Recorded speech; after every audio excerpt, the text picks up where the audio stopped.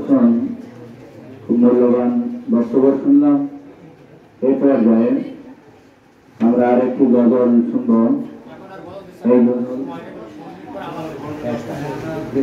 একটা বিদায় সংক্ষিপ্ত এই পর্যায়ে সংক্ষিপ্ত আকারে গজল পরিবেশন করছে তাজমিরা।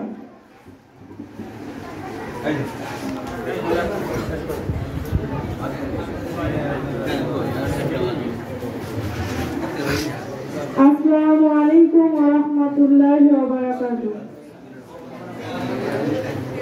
তুমি আসমানে থাকো প্রভু, আমি জামিনে, তবু তোমারি প্রেম জামে হৃদয় গহীনে।